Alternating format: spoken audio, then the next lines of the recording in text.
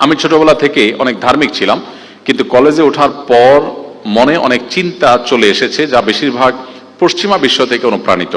আমি সালাত ঠিক মতো আদায় করতাম না, কাজা করতাম, পরনিন্দা, গীবত এর মতো নন ইসলামিক কাজে লিপ্ত ছিলাম। মাঝে মাঝে ইসলামের সত্যতা ও অস্তিত্ব নিয়ে প্রশ্ন আসতো, নাউজুবিল্লাহ। কিন্তু আমি এখন পুরোপুরি ইসলামের পথে ফিরতে চাই। জানি না আল্লাহ আমাকে কবুল করবেন কিনা। বুঝে শুনে এমন ভুল করার পরেও আমাকে দয়া করে দিক নির্দেশনা দিবেন। এই প্রশ্নকর্তাকে আমি বলতে চাই যে আমাদের শিক্ষা ব্যবস্থাকে এমনভাবে ঢেলে সাজানো হয়েছে, এমনভাবে গড়ে তোলা হয়েছে যে আমাদের শিক্ষা ব্যবস্থার একবারে লোয়ার লেভেল থেকে নিয়ে একেবারে সর্বোচ্চ পর্যায় পর্যন্ত যদি কেউ পড়ে চলে যায়, সে স্বয়ংক্রিয়ভাবে আধা নাস্তিক হওয়ার পথে সে চলে যাবে। ডিজাইনটাই সেভাবে করা হয়েছে। দুর্ভাগ্যজনক একটা বাস্তবতা। আমি একটি কথা বিভিন্ন জায়গায় বলার চেষ্টা করি, আপনাদের কাছেও আরজ করতে চাই। গত 50 বছর যাবৎ এদেশে একটা ট্যাবলেট খাওয়ানোর চেষ্টা করা হয়েছে। সেটি হলো রাষ্ট্র থেকে, সব কিছু থেকে ধর্মকে আলাদা করে ফেলতে হবে, ধর্মকে ঠেলে মসজিদে ঢুকে দিতে হবে, এর বাইরে কোথাও ধর্ম থাকবে না। তাহলে কি হবে? তাহলে দেশটা শূন্য হয়ে যাবে। এই স্বপ্ন আমাদেরকে 50 বছর যাবৎ দেখানো হয়েছে এবং এভাবেই 50 বছর যাবৎ দেশ চলেছে যে ধর্ম ঠেলে দূরে রেখে দাও, তাহলে দেশ উন্নত হয়ে যাবে, দেশ শূন্য হয়ে যাবে। আমার প্রশ্ন হলো, এই 50 বছরে দেশ কোন জায়গায় গিয়েছে এই ধর্মকে দূর দূর করে? এই প্রশ্নটি এখন জোরালোভাবে রাখা দরকার এই আইডিওলজি যারা আমাদেরকে দিচ্ছে, খাওয়াচ্ছে, গিলাচ্ছে তাদের প্রতি। আমি এর বিপরীতে মালয়েশিয়াকে আমি রাখতে চাই। মালয়েশিয়াতে আমরা জানি সেখানে রাষ্ট্র ইসলামকে প্রচন্ডভাবে ধারণ করে। তাদের সংবিধানে রাষ্ট্রধর্ম শুধু ইসলাম, অফিসিয়াল ধর্ম শুধু ইসলাম আছে তা নয়।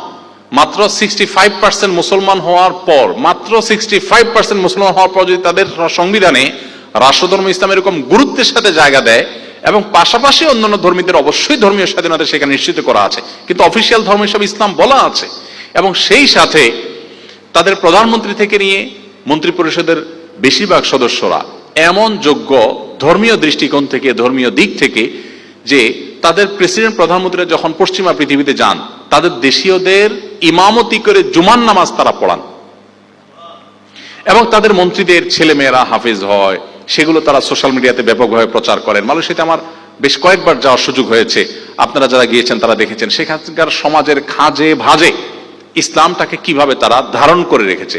সেখানে মহিলা পুলিশ যারা আছে তাদের দেখবেন যে মাথায় একটা সুন্দর করে কাপড় স্কার্ফ দেওয়া আছে। এভাবে প্রত্যেকটা খাজা ভাজা আপনি ইসলাম দেখতে পাবেন, খুঁজে পাবেন। তাদের শিক্ষা সিলেবাস, তাদের রাজনীতিতে, তাদের রাষ্ট্রীয় কর্মকাণ্ডে, তাদের সংবিধানে বিভিন্ন জায়গায় ইসলামকে খুব চমৎকার ভাবে তারা স্থান দিয়ে রেখেছে। আমার প্রশ্ন হলো, ইসলামকে ধারণ করে মালয়েশিয়ানরা কি আমাদের চাইতে পিছিয়ে গেছে না এগিয়ে গেছে?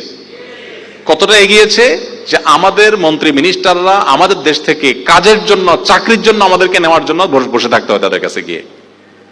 তো তারা আমাদের চাইতে কম সময়ে আমাদেরকে পেছনে ফেলে অনেক দূর চলে গেছে। কই তাদের ধর্ম পালন বা তাদের ধর্মকে ধারণ করা তো তাদের অগ্রগতির পথে বাধা হয়নি? আমি একটি কথা প্রায়শই বলার চেষ্টা করি। 2010 সালের জরিপ অনুযায়ী বাংলাদেশে 3.25 লক্ষ মসজিদ ছিল, সেটা হয়তো এখন 4 লক্ষ হয়েছে। 4 লক্ষ মসজিদে শুক্রবারে জুমার দিন 12:30 থেকে 1:30 পর্যন্ত এই টাইমটাতে গড়ে যদি প্রত্যেকটা মসজিদে 150 কোটি মানুষ থাকে, মুসল্লি যদি উপস্থিত হয়, তাহলে 6 কোটি মানুষ প্রতি সপ্তাহে ইমাম খতিবদের অ্যাড্রেস শোনার সুযোগ পান।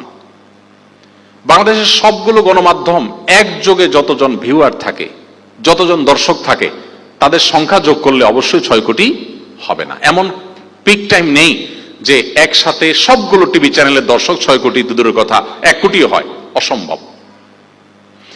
তো যে দেশের মসজিদগুলো দেশের বৃহৎ জনগোষ্ঠীকে প্রতি সপ্তাহে অ্যাড্রেস করার সুযোগ পায়, সেই ইমাম সাহেবদেরকে যদি আমরা প্রশিক্ষণ দিয়ে তাদেরকে যদি রাষ্ট্রের উন্নয়নে আমরা সংযুক্ত করতে পারতাম, সম্পৃক্ত করতে পারতাম, আমাদের পাঠ্যপুস্তকে, আমাদের শিক্ষাক্রমে যদি ধর্মীয় শিক্ষাকে আমরা গুরুত্ব দিতে পারতাম, তাহলে আজকে যিনি প্রশ্ন করেছেন তার মধ্যে এই মেন্টালিটি তৈরি হতো না।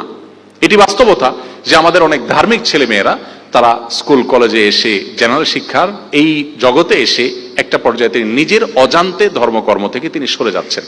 আমার প্রশ্ন হলো, এই দেশের প্রায় যত মুসলমান আছেন, প্রায় বেশিরভাগ মুসলমান, আমি কোনো পার্সেন্টেজ উল্লেখ করতে চাই না, বেশিরভাগ মুসলমানই তার সন্তান স্কুলে পড়লেও একটা টাইম যেন সে কোরআন শিখে, ধর্মকর্ম শিখে, নামাজ শিখে তার জন্য একজন হুজুর রাখেন অথবা মক্তবে পাঠান।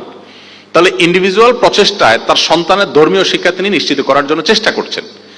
যদি আমাদের পাঠ্যক্রমের মধ্যে, যদি আমাদের শিক্ষা সিলেবাসের মধ্যে ধর্মীয় শিক্ষা পর্যাপ্ত, যতটুকু প্রয়োজন ততটুকু যদি থাকতো, আমি বলছি না যে আমাদের পাঠ্যক্রমকে একেবারে ইসলামিক করে ফেলান, সবাই আলেম হয়ে যায়, সেটা বলছি না, যতটুকু তার ধর্মীয় শিক্ষা প্রয়োজন ততটুকু যদি থাকতো, তাহলে রাষ্ট্রের জনগণের ব্যক্তিগত প্রচেষ্টায় যে সন্তানকে নিয়ে যেতে হচ্ছে, নিয়ে আসতে হচ্ছে, আলাদা হুজুর রাখতে হচ্ছে, আলাদা মক্তবে পাঠাতে হচ্ছে, এই কাজগুলো করা লাগতো না, এগুলো আমাদের বেঁচে যেত।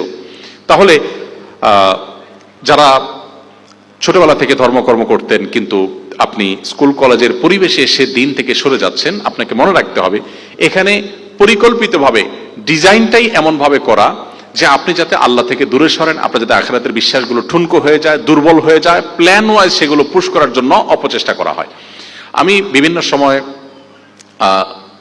আমাদের এডুকেশন মিনিস্ট্রিতে যাওয়ার সুযোগ হয়েছে বিভিন্ন সময়, কখনো কখনো সংশ্লিষ্ট বিষয়ে যারা দায়িত্বশীল তাদের সাথে বসার জন্য, বৈঠক করার জন্য, বিভিন্ন বিষয়ে আর্গুমেন্ট নিয়ে, অনুরোধ নিয়ে, সেটা অবশ্যই জাতীয় স্বার্থে বা দিনী স্বার্থে, ব্যক্তিগত কোনো কাজ নিয়ে আলহামদুলিল্লাহ আমি কখনো যাইনি।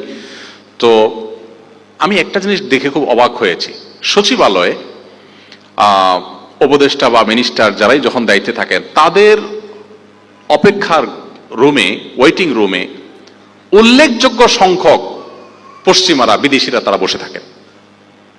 আমার নিজের ভেতরে প্রশ্ন জেগেছে, আমাদের পাঠ্যপুস্তকে কি থাকবে না থাকবে, আমার স্কুলে ছেলেমেয়েরা কি পড়বে না পড়বে, এটা নিয়ে তাদের তো মাথা ব্যথার কারণটা কি? কিন্তু আমি দেখেছি যে তারা তাদের বিভিন্ন আইডিয়া, তাদের বিভিন্ন ধ্যান ধারণা, তাদের বিভিন্ন আপনার প্রস্তাবনা, এগুলো তারা ঢোকানোর জন্য চেষ্টা করছে। এক শ্রেণী এনজিও আছে সেগুলোকে পুশ করার জন্য চেষ্টা করছে। আমাদের দেশে অনেক অনাচার আছে, যে অনাচারগুলো পশ্চিমা দুনিয়া থেকে এখানে আমদানি করা হয়েছে কোনো প্রয়োজন ছাড়া, এগুলো আমাদের সমাজের জন্য ক্ষতি ছাড়া কোনো লাভের কিছু বই আনে নাই, বাট সেগুলো আনা হয়েছে। তো পাঠ্যপুস্তকে, আমাদের কারিকুলামে এরকম জিনিস থাকার কারণে আমাদের অনেক ছেলেমেয়েরা কিন্তু নষ্ট হয়ে যাচ্ছে। তো এই জায়গাটাতে আমাদের সবার মনোযোগী হইতে হবে যে দেশের সংখ্যাগরিষ্ঠ মানুষের চিন্তা চেতনা বিরুদ্ধ কোনো কিছু পুশ করা, শিক্ষার নামে হোক, সংস্কৃতির নামে হোক, বিনোদনের নামে হোক, সেটা কখনো জনগণের আকাঙ্ক্ষার প্রতিফলন হতে পারে না। এই জায়গাটাতে আমাদের সবাই সোচ্চার থাকতে হবে, তা না হলে আমাদের পরবর্তী প্রজন্মকে আমরা কোনোভাবেই ধরে রাখতে পারবো না। অতএব যিনি এই প্রশ্নটি করেছেন তার উদ্দেশ্যে আমি বলতে চাই যে আপনার পূর্বের যে মানসিকতা ছিল সেটার জন্য আপনি অবশ্যই আল্লাহর কাছে অনুতপ্ত হবেন এবং আল্লাহ তাআলা ক্ষমাশীল, তিনি ক্ষমা করবেন। এখন আপনি ইসলামের পথে আসার জন্য অবশ্যই আপনাকে সার্কেল মেনটেন করতে হবে, ধর্মীয় সার্কেল, দ্বীনি সার্কেল মেনটেন করবেন, তাদের সাথে উঠা বসা করবেন এবং আল্লাহর দিকে ফিরে আসার জন্য কোরআন হাদিসের জ্ঞান অর্জন করবেন। ইনশাআল্লাহ আল্লাহ তাআলা আপনাকে সাহায্য করবেন।